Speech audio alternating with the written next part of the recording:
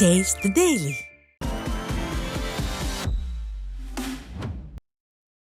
நாகப்பட்டினம் மாவட்டம் வேதாரண்யம் அருகே ஊராட்சி மன்ற அலுவலகம் கட்டி முடிக்கப்பட்டும் திறக்கப்படாமல் உள்ளதாக பொதுமக்கள் குற்றம் சாட்டியுள்ளனர்.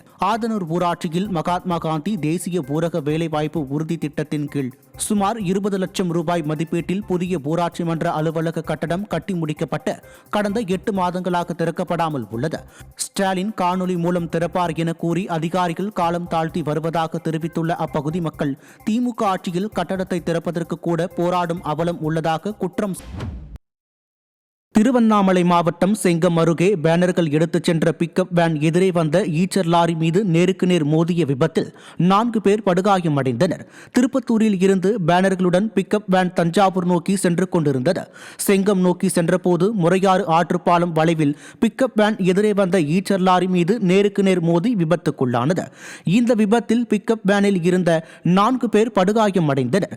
இதில் ஓட்டுநர் வெங்கடேசன் உயிருக்கு ஆபத்தான நிலையில் சிகிச்சைக்காக அனுமதிக்கப்பட்டார். தென்காசி மாவட்டம் குற்றாலம் அருவிக்கு செல்ல மீண்டும் அனுமதி வழங்கப்பட்டதை அடுத்து சுற்றுலா பயணிகளின் கூட்டம் அதிக அளவில் காணப்பட்டது. மழையால் நீர்வரத்து அதிகமாக இருந்ததால் குற்றாலம் அருவிக்கு செல்ல சுற்றுலா பயணிகளுக்கு தடை விதிக்கப்பட்டு இருந்தது. தற்போது மழை குறைந்து நீர்வரத்தும் சீரான நிலையில் சுற்றுலா பயணிகளுக்கு அனுமதி வழங்கப்பட்டது. மிதமான காற்றும் தொடர்ச்சியான நீரோட்டமும் இருப்பதால் மாநிலத்தின் பல்வேறு பகுதிகளில் இருந்து வந்த சுற்றுலா பயணிகள் குளிர்ந்த நீரில் நீராடியும் இயற்கை எழிலை ரசித்து புகைப்படங்கள் எடுத்தும் மகிழ்ந்தனர்.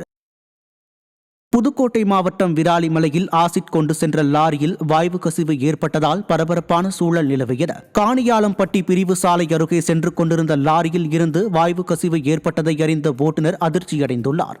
இதையடுத்து தகவல் அறிந்து அங்கு வந்த தீயணைப்பு துறையினர் சுண்ணாம்பு கலந்த நீரை பீச்சி அடித்து ஆசிட் வெளியேறும் வேகத்தை குறைத்து லாரியை அனுப்பி வைத்தனர். அடுத்த ஆண்டு பொங்கல் பண்டிகைக்கு சொந்த ஊர் செல்ல ரயில் டிக்கெட் முன்பதிவு தொடங்கிய 10 நிமிடங்களில் நிறைவடைந்ததால் ஆயிரக்கணக்கான பயணிகள் ஏமாற்றம் அடைந்தனர். ஜனவரி 9ஆம் தேதி சொந்த ஊர் செல்லும் மக்களுக்கான முன்பதிவு இன்று காலை 8 மணிக்கு தொடங்கியது.